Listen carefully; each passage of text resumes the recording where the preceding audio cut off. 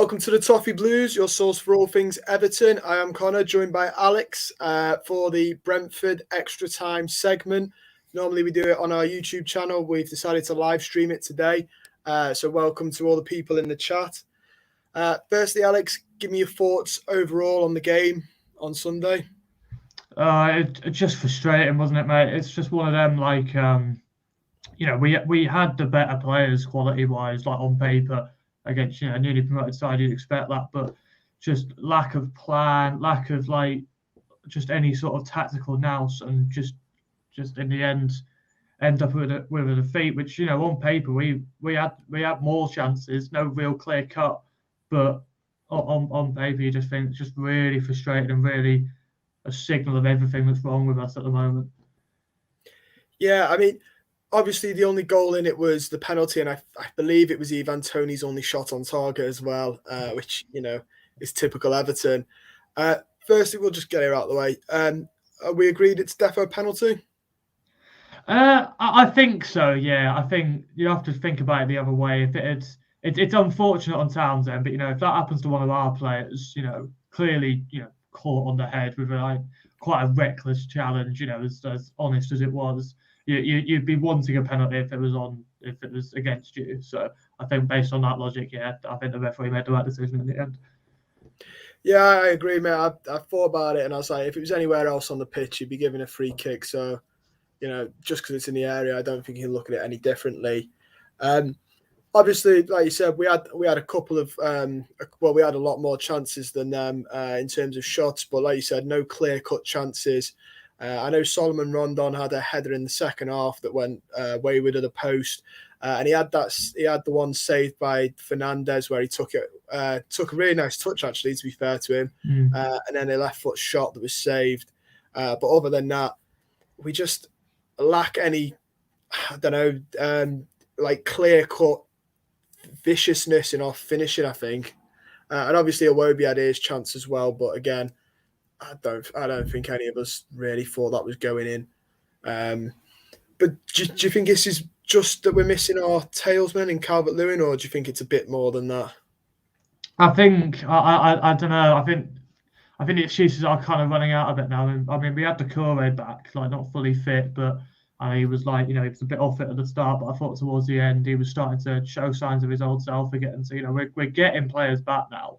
But as I said at the start, that team on paper should still be beating a team like Brentford, even with the players we've got. And we just didn't seem to know what to do. We couldn't change things up. It was just the same rinse and repeat, even though it clearly wasn't working. So many crosses being sent into the box that they were just easily dealing with.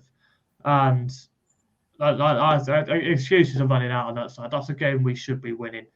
And, with the running we've got going, it was really crucial that we tried to get something out of that. And ending up with a defeat, it could be very damaging indeed. Yeah, I mean, it's frustrating watching. It almost looked like we'd gone back into we see this so many times. Even last season we saw it, which, really does highlight that it's not down to the man in the dugout most of the time. But we saw this a couple of times last season where heads dip and we look lost. The 11 on the pitch look like they're not footballers at times. We saw it against the likes of Sheffield United last season. And it happened again, and it's happening again this season. This squad, I think, needs a massive overhaul. But apparently financial fair play is going to affect us again, possibly this summer. So how much of that we'll actually get, and it might end up being that we have to say goodbye to certain players, which I don't think any of us want, because our most valuable assets are, Dominic Calvert-Lewin, Richarlison and Pickford, I'd say. Maybe Luca Dean, possibly. So you obviously don't want to sell them. But what do you think they need to do moving forward? Do you think we need to start? I mean, do you think we do need to sell some, or do you think we can get away with another season on the budget buys? That's what I mean. There's no easy fix here, because there's just so many wide-ranging issues and stuff. But I think there's a lot of elements. I think a lot of players need to step up and just we need to appreciate that this is almost certainly the squad we're stuck with. France doesn't like spending in January, whether we've got money or not. So it's almost certain that we're not going to be bringing anyone in unless, like you say, we sell someone like Richarlison or Calvert-Lewin and fetch in a lot of money, which we then have to spend because they have to be replaced. So other than that, like, this is almost certainly the squad we're stuck with. So a lot of players just need to step up. You know, you can't hide in a team like this. And I think that was shown at the end of the game with the reception that they got when they went over to the travelling supporters. And I mean, people will have their own opinions on that, but fans that pay all that money to go down to London and watch their team put in a performance like that, I think have every right to vent their frustrations out on the players. So whether you agree with that or not, there's no getting away from the fact that a lot of these players need to step up badly and quickly, because performances like that, we're going to struggle this season, and like you don't know just how like damaging it can be. Yeah, no, I agree, and I agree with what you're saying about if you're paying fans and you travel that way, you are allowed to voice your opinion, as long as obviously you do it in the correct manner. And I don't see anything wrong with them booing the players. I think that's a correct manner. It's not abusive, and it gets the thought of the fan base across quite well. Obviously, I think one of the more annoying points was the fact that we were 1-0 down. The game, really, it was a bit, I'm going to say scrappy. There wasn't much in it. Like I said, that penalty was Ivan Toney, their main talesman's first shot on target and only shot on target, which highlights how a bit boring the game was. 3 attackers on the bench in Tosin, Sims, and Dobbin. Has Benitez got that wrong? Not bringing at least one of them on to sort of help out?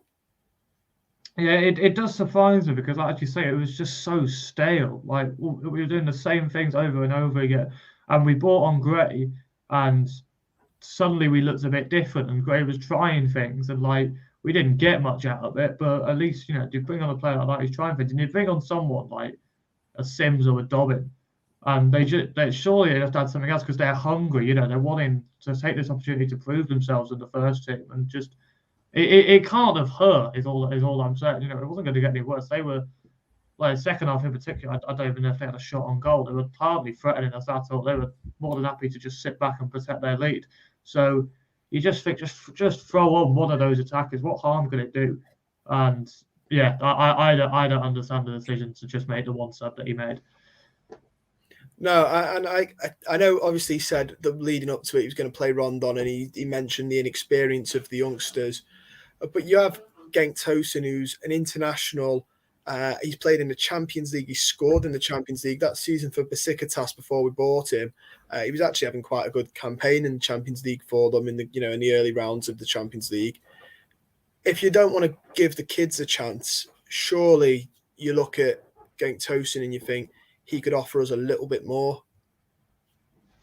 I mean, possibly. I mean, I actually think quite alarmingly, I think that was probably the best Rondon's actually played for us so far, even though it was still very poor and like it's still nowhere near the standard he needs to be at. Like with the fact that we just literally cannot score at the moment, and we've got a striker who's just very much ineffective. Tosun, it's a difficult one. I think. He's that type of player that you think if the ball falls to him, you'd have that experience where he would just be able to put it away. He is quite a decent finisher, but I mean, I would have if it would have been me, I would have plucked over choosing one of the youngsters before bringing on Tosun. But like any sort of change, I think would have been like welcome. And I mean, hindsight is 2020, but might have changed the game. You never know. So. Yeah, no, I mean they do bring you. Well, you'd hope anyway. They bring a level of hunger, and it's probably their best chance, if any, because once Calvert-Lewin comes back and is fully fit, it's pretty obvious that we will revert back to him being the main man up front. So this is like probably their best chance to stake a claim. James Brinkley's put here, I'm all for giving the kids a chance because they can't be any worse than what we've got. But we need to drop the romantic idea that Sims and Dobbin will come in and score consistently. I mean, I get where he's coming from because there's a lot of people clamoring for the youngsters, myself included.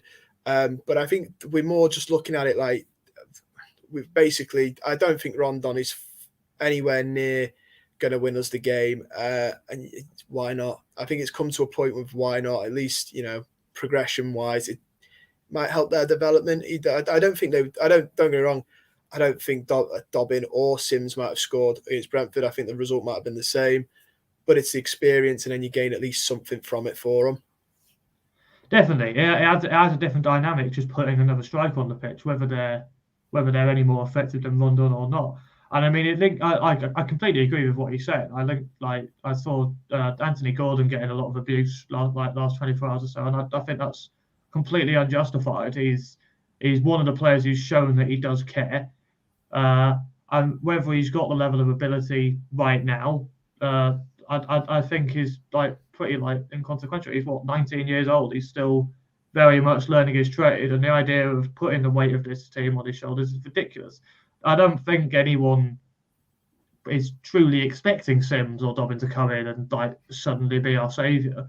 But if Rondon's ineffective, then what is the harm in trying out another striker who might also be ineffective? You know what I mean? And there's every chance that he might just come good. He might just get lucky, and it might just be a spring of confidence for not just him but for the whole team. And it's a breath of fresh air for fans seeing young players given a chance, especially if they come in and do well. Yeah, I agree, and it's interesting. I was going to mention the Anthony Gordon criticism. To be fair, from what I've seen on Twitter, for every 3 or 4 that calling Gordon overrated or whatever, I do see about 6 or 7 defend the lad, which is hopefully he's seeing more of that than he is the negatives. But yeah, I was going to mention this, and this is obviously the other problem with the youngsters is we like James has said, we have got to take the idea that they're not going to score every game. Anthony Gordon is good, but he's not a world beater now. We're looking at potential, not current ability. And I don't know. I think he's a good player, but he's not a world beater. We just need to be a bit patient with them and not expect so much from them in the first 3 years of his, he's 90. Like you said, he's 19, 20. He's not going to be a world beater at that age. Yeah, exactly that. I think it kind of just links to the whole Rooney idea that that is just, I think our fans kind of set a bar with Wayne Rooney, and that bar is so ridiculously high for a player of that age. We will never have a 17-year-old play at the standard that Rooney was playing at that age ever again. It just won't happen. And I think there are some fans that need to get that idea out of their head. As you say, like you say, for every one comment slagging him off, there were 10 defending him and saying you're talking rubbish. So I mean, it's not a massive issue. I don't think. I think anyone in their right mind knows that Gordon is the least of our worries right now. And that's just the whole point, basically. That these players aren't going to come in and solve everything at this age, but at the moment, there's no harm in just giving them a go and letting them get more accustomed to a very high-paced league and stuff. So, and he's playing well. He's playing better than anyone in that position at the moment, anyway. So, yeah, there's absolutely no issue with playing Gordon at all. No, and to be fair, we don't have the depth to be picky either.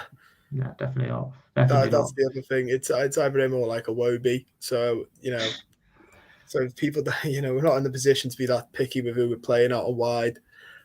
Ian Barron has said to read out his big message, which is that he's a Darlington fan, made bankrupt in 2011, reformed, and basically they're a fan-owned club now with 3 promotions. I don't know if he's saying that in terms of because fans are on about Everton's hierarchy, but I don't think a fan-owned club would work in the Premier League, to be honest. But I thought I'd read that out just for him.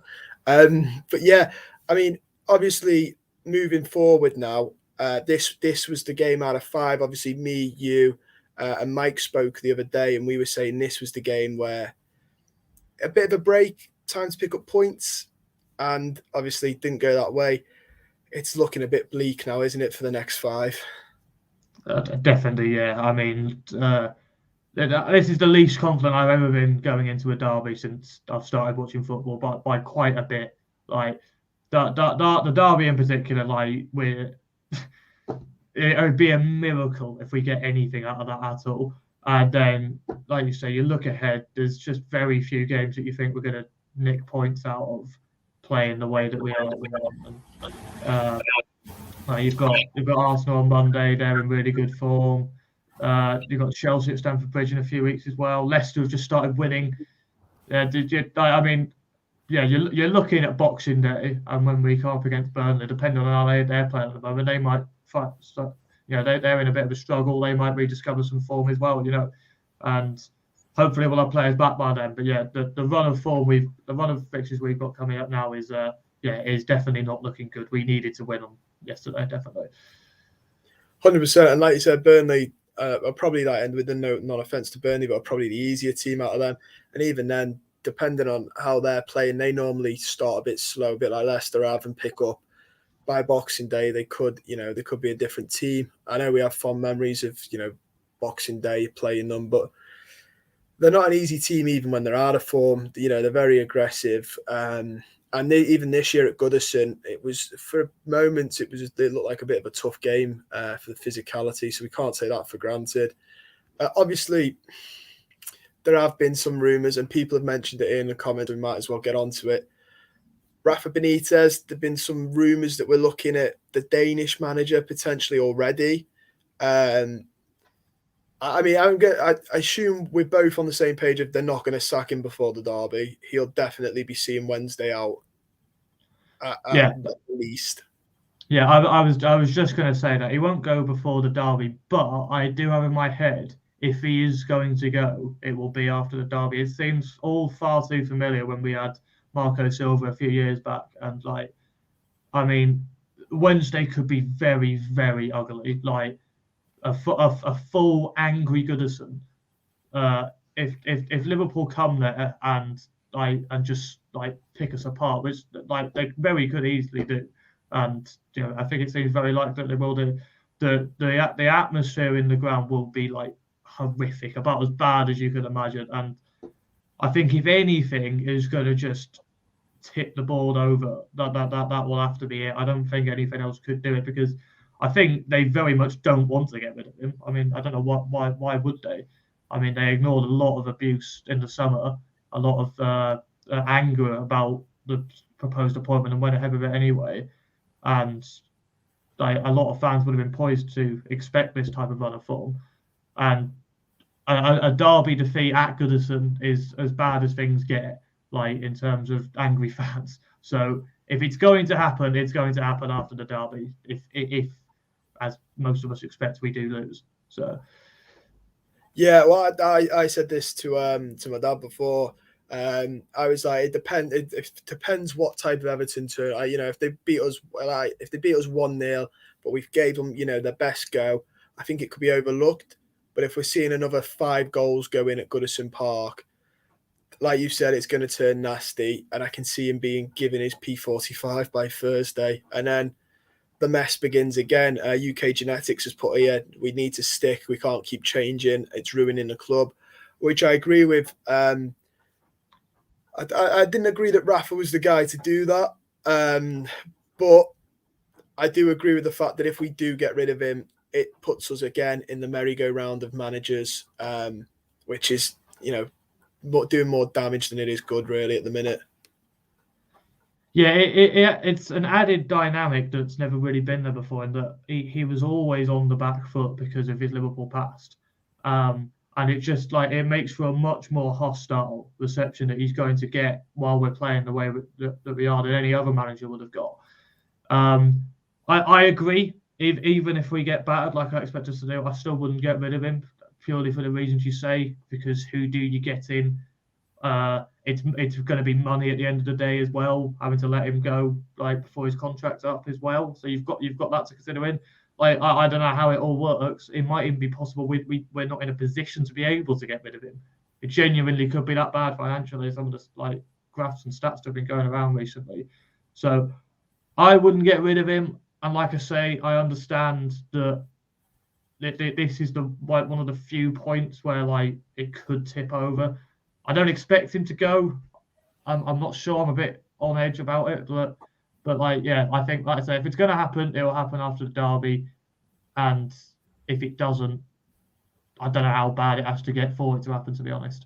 And yeah, like I say, I wouldn't get rid of him for the exact same reasons you mentioned. Like we can't keep just chopping and changing. It's not a sustainable model at all.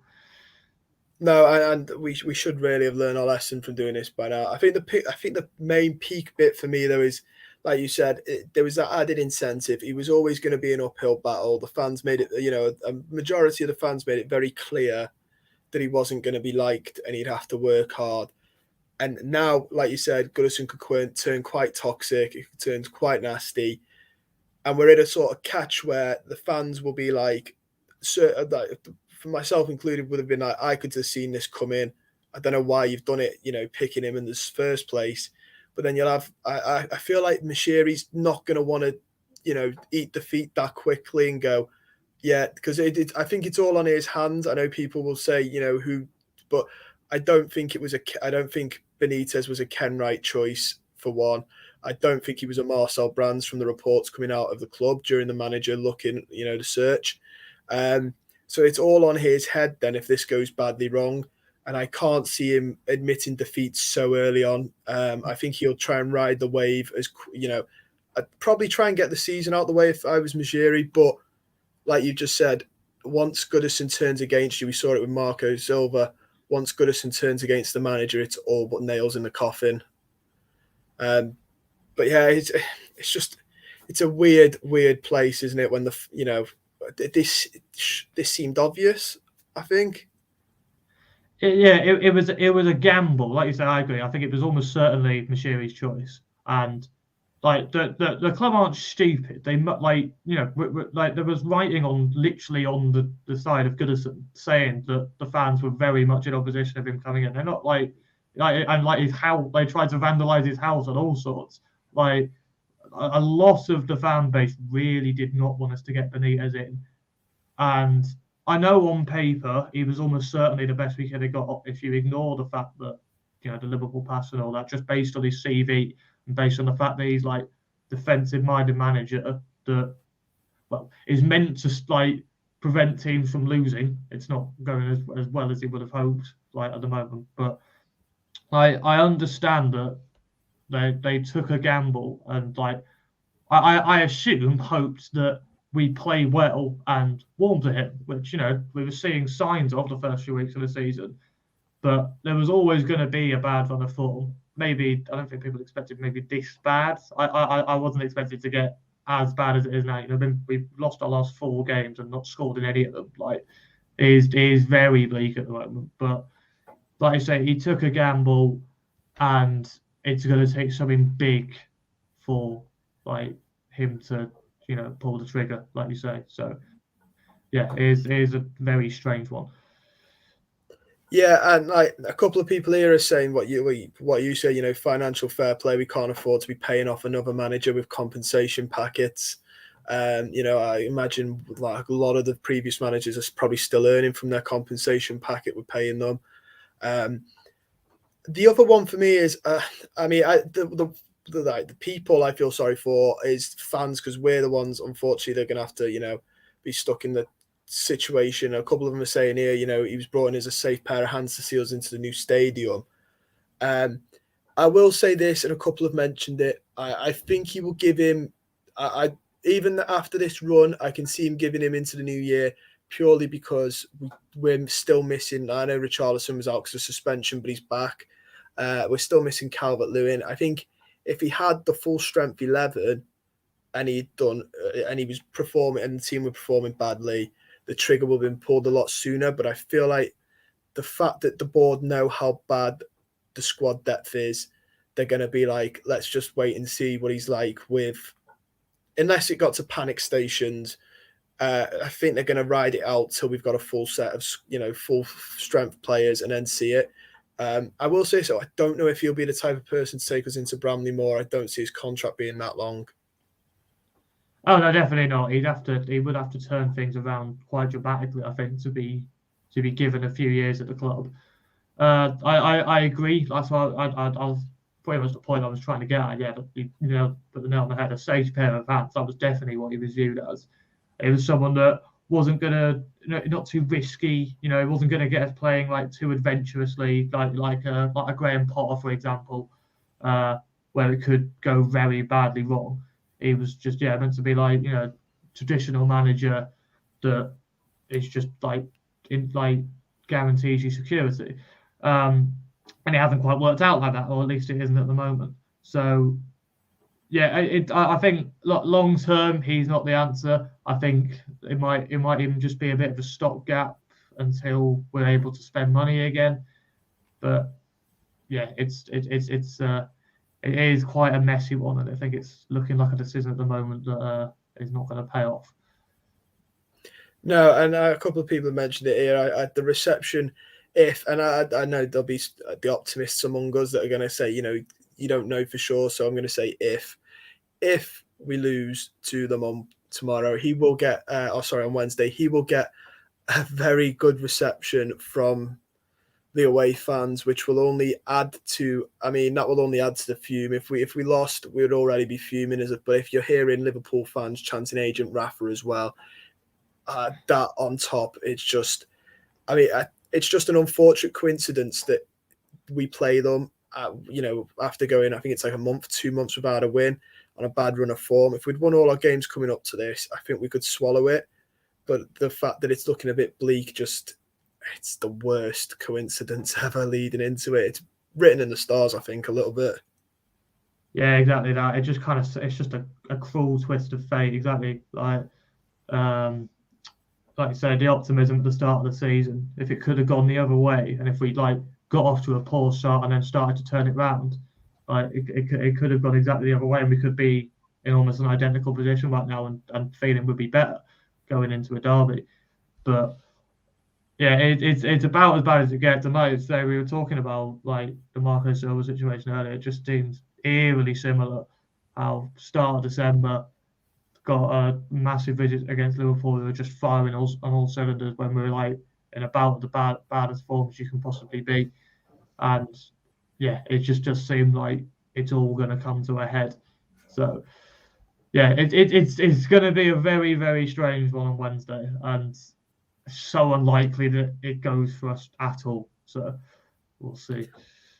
Yeah, you never know. You never know, but it does look very, very bleak. A couple of people have mentioned here. Obviously, we'll get onto a lot of this. Wormy's put here, about the board, basically ducking, and I feel like he was always, as soon as he was brought in, Benitez, he was always going to be the fall guy if this went poorly. Obviously, we had a bad recruitment. All our past mistakes came in one to bite us in the summer. Ancelotti had gone. The war chest that we were going to give him gone. And I do feel like he accepted the job, so he's got to take the responsibility as well. But it's a bit of a scapegoat, because he would be the one that I think the board would hope the fans' anger would turn to first, which I think we're seeing a little bit of. But ultimately, I don't think the board are going to get away with it as much as they think they are. Fans, from what I can gather on Twitter and stuff, are starting to aim a little bit higher than the man in the dugout to put the blame at, which, in my opinion, is a bit overdue. Yeah, it's definitely it's an interesting way in looking at it. And there's probably quite a lot of truth in that. Like I say, ultimately, the biggest issue this comes down to is that our recruitment over the last 5 years has been nothing short of abysmal. That is 100% the main reason we are in the situation we are in right now.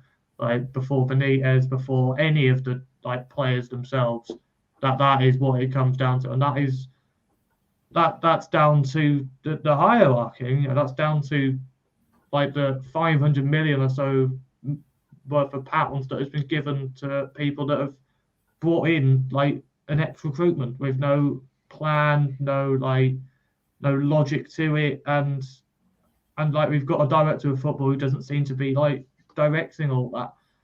And it's still, he's been here 3 years now. It still seems quite unclear what he actually does and how much of what's happened is all his responsibility. And there's just too many cooks spoil the broth and all that. There's too many people competing with each other and fighting over who does what and stuff like that. And it's just a mess. And I think there is quite, it's an interesting way of looking at that. But bringing someone like Benitez in just to take the brunt of all that. Yeah, I mean, Doug, it was my tinfoil hat conspiracy theory-ish theory at the start of the year, but like the more I see it now, the more I might think I'm not that far off it.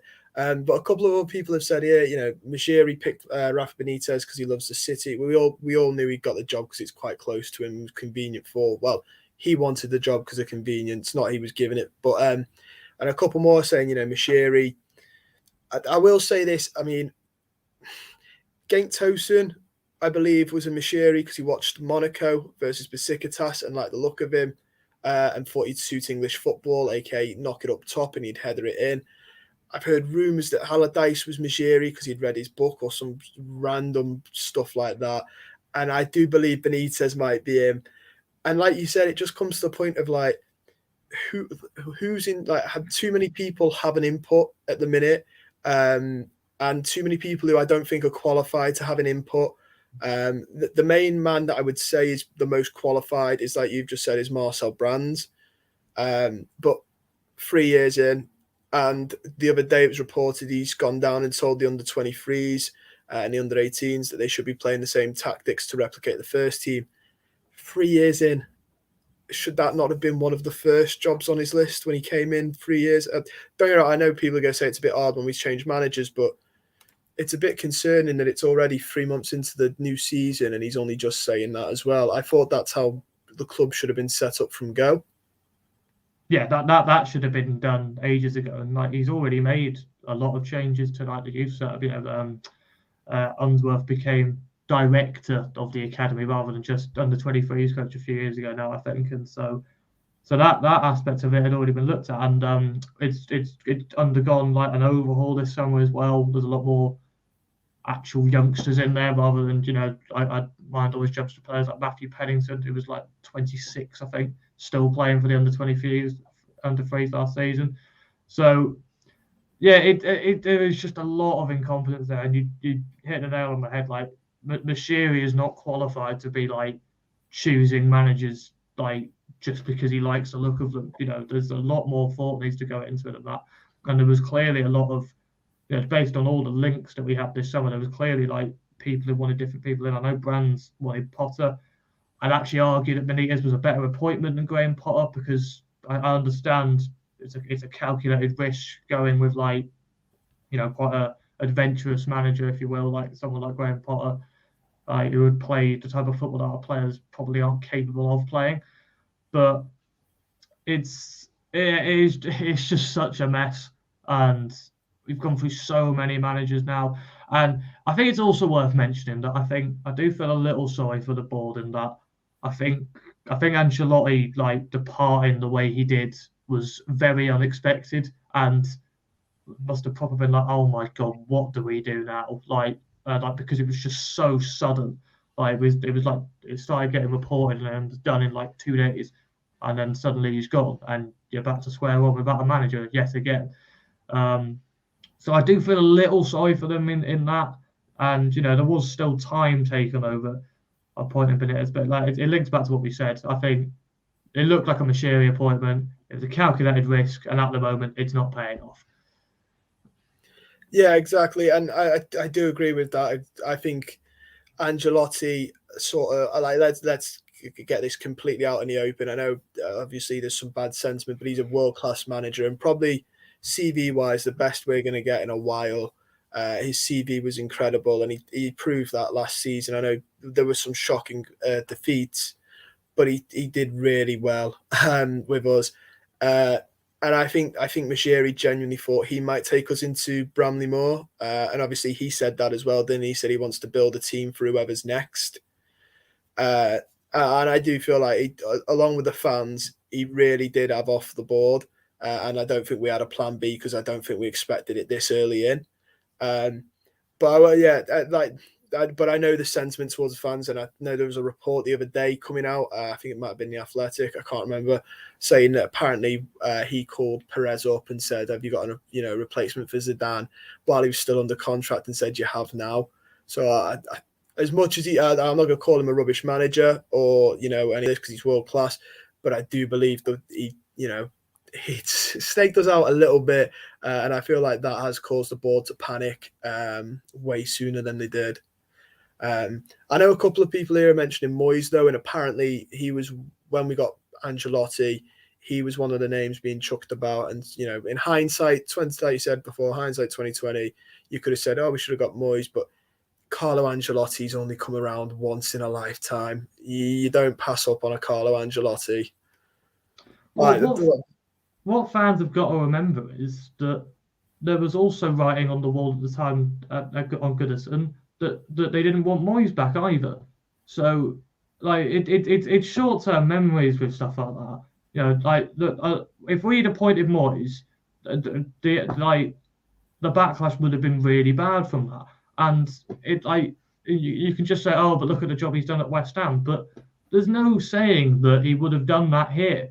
Like, there just isn't, and like it's such a mad thing to say, because we were laughing about it a few months ago. Like that comment that was always the journalist Mark Ogden who said Moyes is the best we can do, and then a week later we appoint Ancelotti, and we were laughing about that and like loving it for ages while times were all good under Ancelotti, saying but look at what we actually did.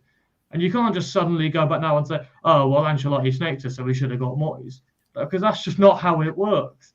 And yeah, I think it's very clear that Ancelotti was probably told that they were prepared to let him lead us into Brandywell, and they believed that he would have had a plan, and that with a few years of his recruitment along with Brands, that we might have actually got somewhere and been in a really stable position going into the new ground. And yeah, he completely left us out to dry. I don't think there's any getting away from that. So yeah, that's definitely what happened with that. And like you say, it's also just stupid to say, "Oh, he snaked us, so he's a crap manager," because that's also not how it works. I think that stability is definitely the minimum we had last year, and at times we actually showed that there is quite a good side in there if you get it right, and then at other times it didn't work. But that's what I mean. Like Ancelotti was the safe option, and like him leaving like he did, really like set us back. Yeah, I completely agree, man. I think it was such a shock to the system. I know someone's just put there that they don't feel sorry for the board; they feel sorry for the fans. But I think overall, I think we all as fans feel sorry for ourselves more than anyone. Believe me, especially when Wednesday comes around, I feel like that's going to be a really tough one to swallow. And one thing we have, say now we do lose the derby in quite an ugly fashion, and we sack him. Obviously, I've mentioned the Danish manager is being touted about supposedly by, I think it's like Fajarez in Spain. Who realistically wants to come? Firstly, because we're not advertising ourselves as a well-run, established club that you'd want to be a manager of. We're sort of advertising ourselves as a bit of a circus at times. So who'd want to come? And two, who realistically do we get? Like, is the Danish manager going to be the answer? Duncan Ferguson, I've seen being touted about. Who's the answer? That's what I mean. I don't think there is one. I think on paper, Benitez is the best we've got at the moment.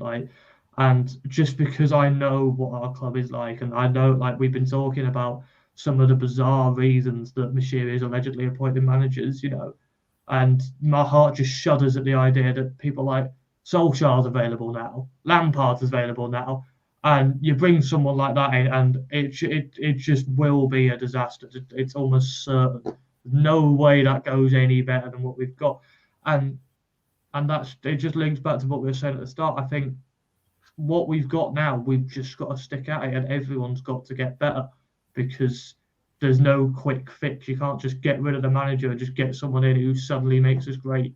There's so much more to it than that, and it's all about stability. And I don't think Benitez will take us down this season or any season, but I understand that it is absolutely dire at the moment. Honestly, I understand more than anyone.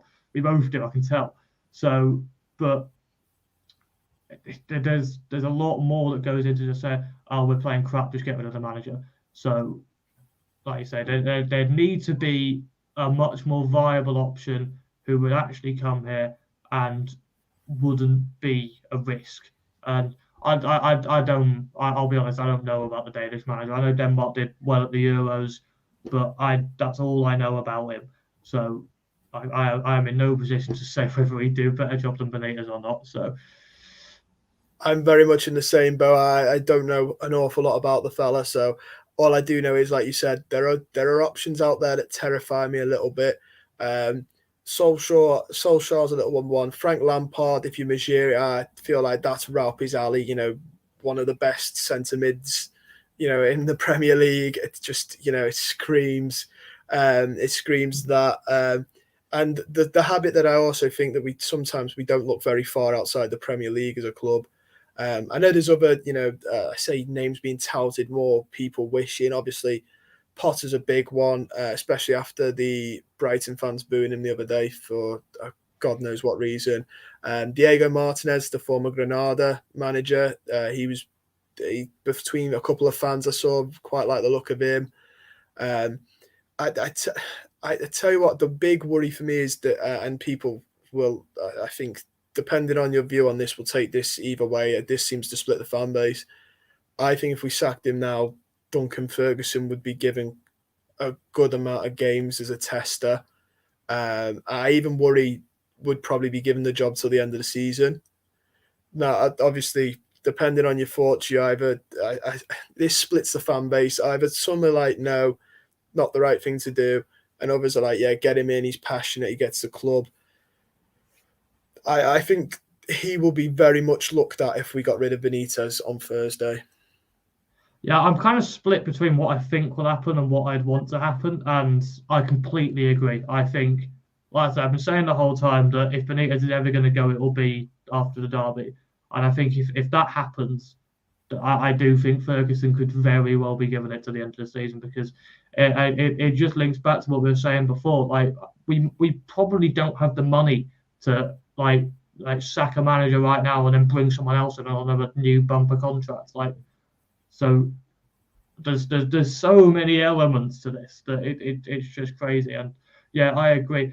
Ferguson, I don't know. I think it's a strange one, because I keep keep going back to it, but it does feel so like when Marco Silva went 2 years ago, and for a few games like we had Ferguson in charge, and he must have just clearly told them just fight and just run after everything and just show you care a bit, and for a while that'll do.